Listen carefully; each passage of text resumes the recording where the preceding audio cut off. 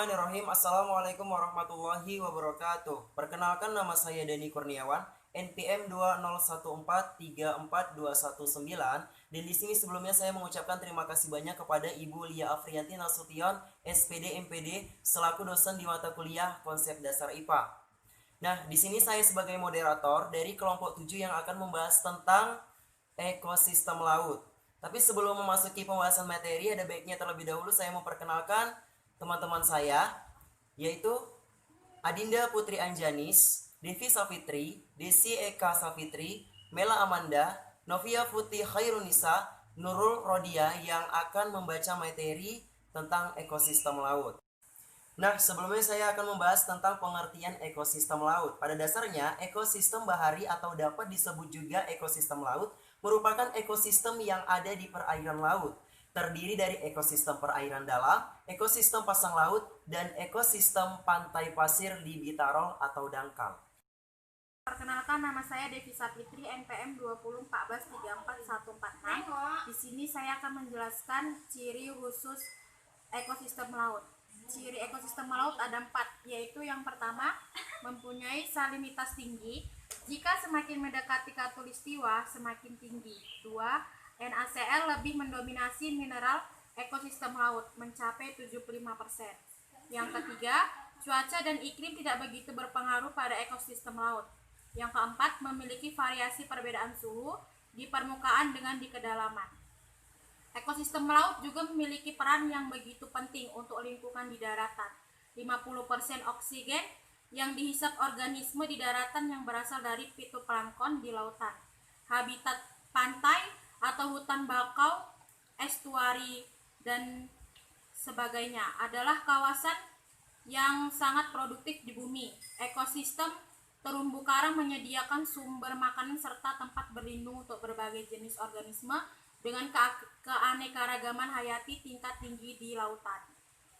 Ekosistem laut biasanya memiliki tingkat keanekaragaman hayati yang tinggi, sampai diperkirakan mempunyai ketahanan yang baik pada spesies invatif. Tetapi beberapa kasus yang melibatkan spesies invatif sudah ditemukan, serta mekanisme yang ditentukan dapat menyesuaikan spesies invatif ini belum dipahami secara pasti. Perkenalkan, nama saya Mela Amanda dengan NPM 201434080. Di sini saya akan menjelaskan tentang zona ekosistem laut. Laut merupakan wilayah yang luas, kurang lebih 2/3 dari permukaan bumi adalah lautan.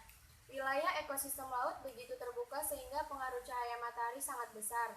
Daya tembus cahaya matahari ke laut terbatas sehingga ekosistem laut terbagi menjadi 2 wilayah.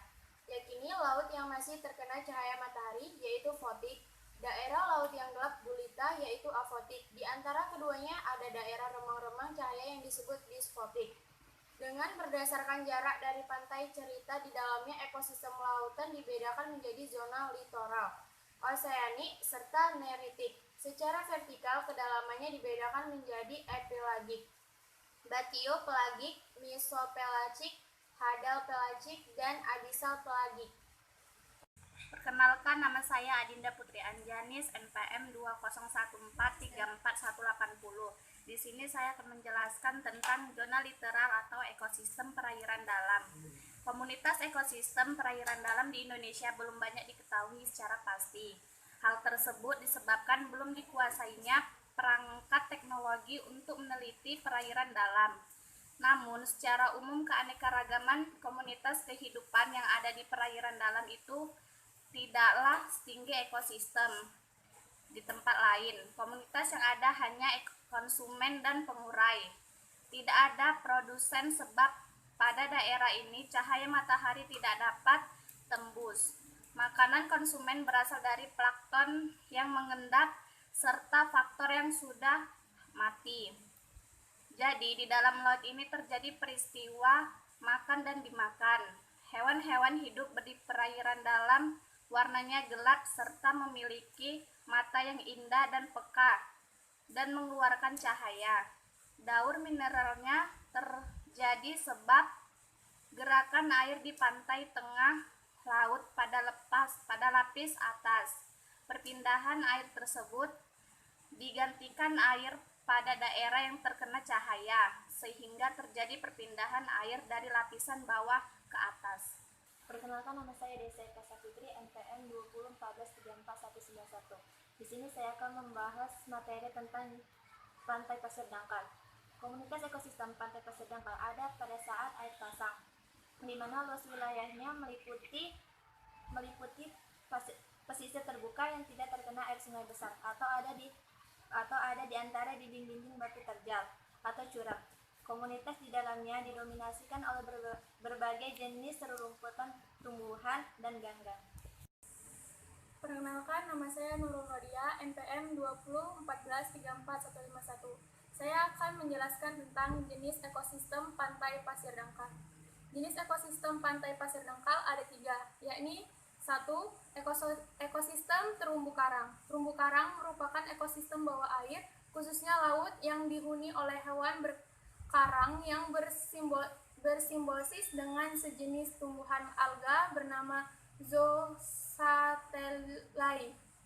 2. Ekosistem pantai lumpur. Ekosistem pantai lumpur terbentuk dari pertemuan antara endapan lumpur sungai dengan laut yang berbeda di muara sungai dan sekitarnya. Apabila sungai besar, lumpur tersebut membentang luas sampai menjorok ke laut. 3. Ekosistem pantai batu. Ekosistem pantai batu terbentuk di bongkahan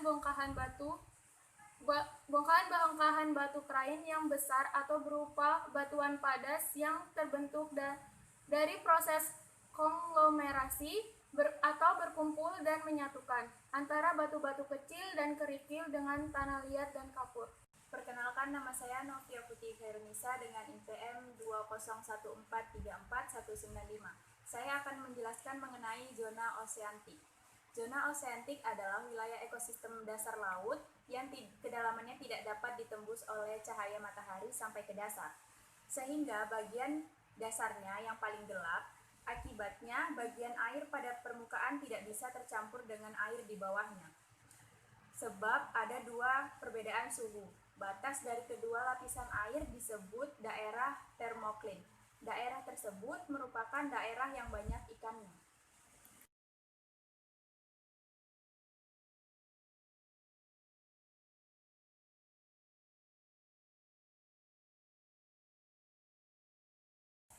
Nah, itu tadi pembahasan tentang ekosistem laut. Semoga dapat dimengerti ya teman-teman, dan semoga ilmunya dapat bermanfaat untuk kita semua.